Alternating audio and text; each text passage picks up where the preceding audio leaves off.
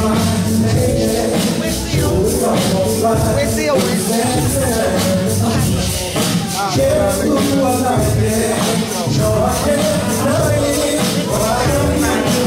welcome to Fit and Fine. I'm your host, Sharon Mickey, and I am so excited to be here. This is going to be a wonderful show because I have here with us today Mr. Alan Mickens. Hi, Alan. Hi, good morning. Hi, good morning. Okay. He is on the board of directors for Black Honey Productions.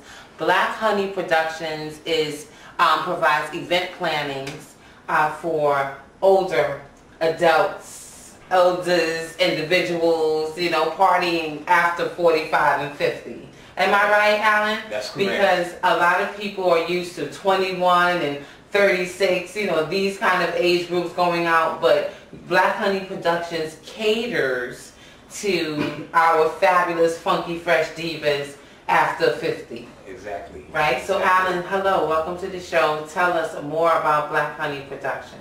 Thank you. Good morning. Black Honey Productions, wow, we was around since the 70s, 1974. You know, we started giving parties and whatnot. And, you know, we was out of it for a while, for years, right? And so I started Black Honey again about 5 years ago. And I started catering to the crowd in my age group. You know, I'm 62. I just turned 62 last month.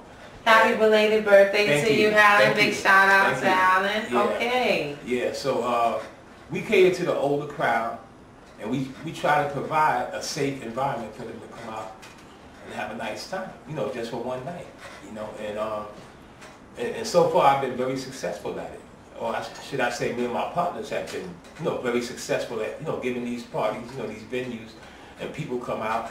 And we usually try to do about 3 parties a year. You know, the spring party, which is in March, which my next one is coming up March 31st. And then we do something in the summertime, you know, and we'll have a all-white affair or a black and white affair. And then we'll come back before the holidays in November or October, and then we'll do another party, you know. So I try to do 3 a year. And each time the next party, each time I start to promote the next party, everybody is looking for somewhere to go. That's right, you know. So, you know, I've been very successful at this for the last, you know, 5 years, you know.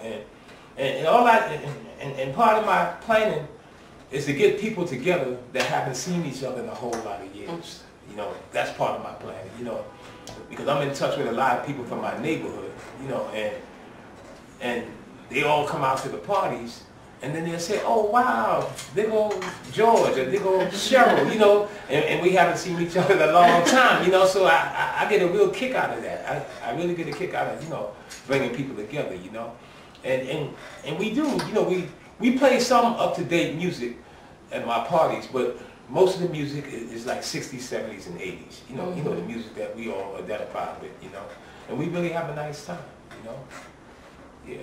So, Alan, please tell my Fit and Fine audience, why was Black Honey Productions even created? In the 1970s, wasn't everyone partying already? Yeah, everybody was partying. I was hanging out in a lot of clubs, just to name a couple, Justine's, Leviticus, the Caliban, which was also changed to the 2nd floor. But, you know, people were giving parties anyway, you know, and it was these guys that we try to model ourselves after, and I'm going to mention them, Bachelors in Blue. They're called the Bachelors now, right? You know, but those guys was around, like around the same time that we were around, back in the 70s, you know, and not only did we have dances, but we had fashion shows. We had, you know, we always had a big fashion show, and we hired the top name DJs, like, for instance, Pete DJ Jones, Grandmaster Flowers, Maboya. Those were the top DJs back in the days, right? And then when DJ Hollywood came out, he blew everybody out the water. we even hired him, you know, he was very good, you know. And and we used to always hire the top name DJs, which is always an attraction. And then also, we used to have a group perform. And we had this one group perform with us for every show, GQ. Now, they were formerly known as the Rhythm Makers. right? You know, I'm from the Bronx, they're from the Bronx. And I discovered them, not really discovered them, but I was hanging out at this club one night, and I heard these guys play, and I went back to my partner, and I said, you gotta hear these guys, right? After that, we started hiring them for each venue we had, you know, and it was wonderful, you know. That's so great, yeah, we used to just put together nice, nice parties, you know, and I love entertainment, you know, when I was a child, or when I was a teenager, my mother, God bless her, and my older sister, Tina. Hi, Tina. Hi, Tina. Yeah, yeah. They used to take me and my younger sister, Glenda, to the Apollo. We used to always go to the Apollo. You know, my oldest brother, God bless him, used to sing. You know, he used to sing doo-wop, you know, back in the days. And Yes. And he used to always be around the Apollo. And when they would take us to the Apollo, we would be online, and he would come find us online and take us in through the stage door and sit us right in the front seat, you know. And I remember the first time I went to see the Motown Review. That was like in the 60s, you know. Wow, that was some show, you know. And my brother took my younger sister backstage because she had a storybook. We were in elementary school, and every Motown artist signed that book. Awesome. Took her backstage, you know, and it was wonderful, you know.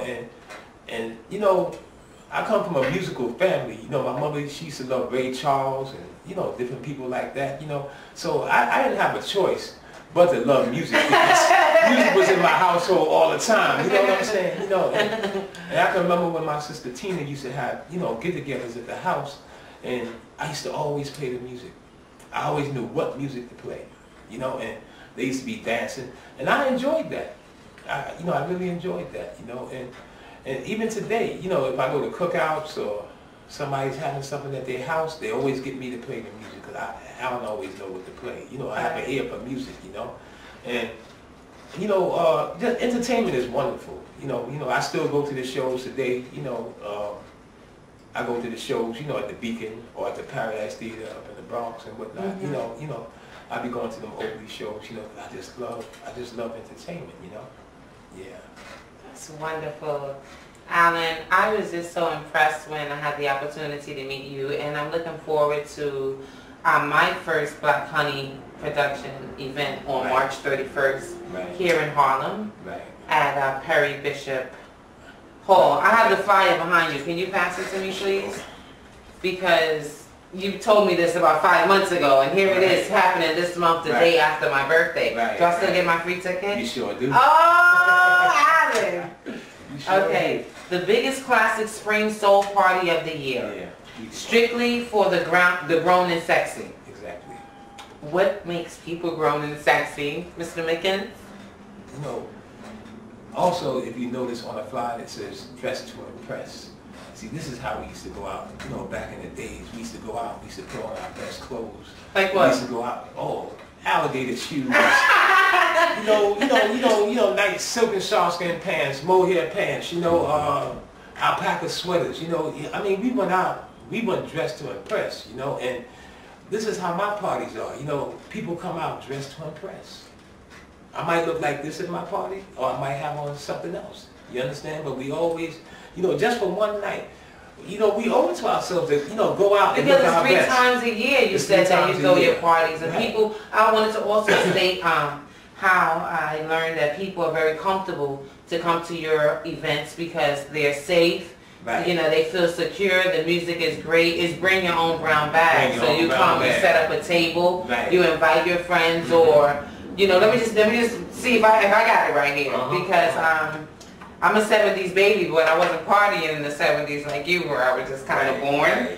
But my mother, you know, as I grew up, she used to have parties too, and I remember they had the chicken and the, you know, the potato salad and, you know, all of the hors d'oeuvres and all of the great foods at the table, and people have their cocktails and their bucket of ice. Remember? Right? Yeah. And the music will be playing, and everybody will be on the floor sweating. Sweating, that's right. But having the best time. Everyone was laughing. So it's like, I remember that as being a young girl. And I just want people to know that those productions are still going on. Exactly. You know, I used to give the house parties too, but we used to get pay parties. 35 cents to get in. And then we used to have the waistline parties. Whatever your waist size. That's what you had to pay to get. Had to pay. I should drove some of those parties. 35 cents to get in the house party.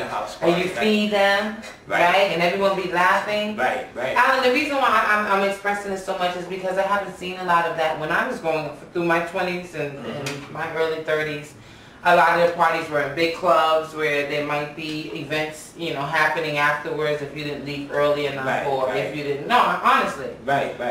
Things have changed over the years, of course, but it didn't influence me to go out as much. Right. And not that I'm 50 or over, but being that my mom is and I hang out with her, that's my girlfriend. Right. I would take her to a Black Honey production. Most definitely. You know? She would enjoy herself. Because this is her birthday month of March as well. Oh, okay. So I wouldn't mind bringing, you know, my mom to come to your, let me finish giving out that information. Am I on the right side? Yes. Okay. Saturday, March 31st, 2012, between 9 p.m. and 3 a.m. at Bishop Perry Hall. That's 57 West 138th Street between 5th and Lenox Avenue. Right. Okay, so you can take the 2 or 3 train there, the 102, the 101, the 7, you know, there's so many ways to get there, the BC. Right, so that's awesome. You can get right off of the 87 or 95. Right. So, you know, it's no reason to miss this. So there's no reserve tables. You can just come on in. You can set yourself up. You bring your own brown bag. Right. You the early birds get the tables. That's what I have to say. Because if you buy tickets and if you have sold enough tickets for a table of 10, you need to get there early to get your table. Right. Because I can't hold tables for anybody because everybody has paid to come in there. Right. So even if I just buy 2 tickets, I can go sit at any table. Right. Okay, unless someone paid for 10, someone who purchased 10 tickets has a table. Right. They usually get there early to get the tables. Okay, because that's how my mom used to do it. We used to have to get there early. She used to set up her tables. That's how I know about the fried chicken and potato salad. Right. You think you don't think I'm so, you know, just because I look 21 now and I still know a few things. Isn't that right, fit and fine? So you're in a dress to impress. Right. Yeah. But Alan, thank you so much for being on my show today and telling us more about Black Honey Productions. And I just want to say thank you for keeping it going, you know, from the 70s with a little time off in the 80s back to where you should be, you know, bringing our fabulous Funky Fresh Divas and Dons out 3 times a year to a safe environment with great music, fun, and remembrance of old friends. You know,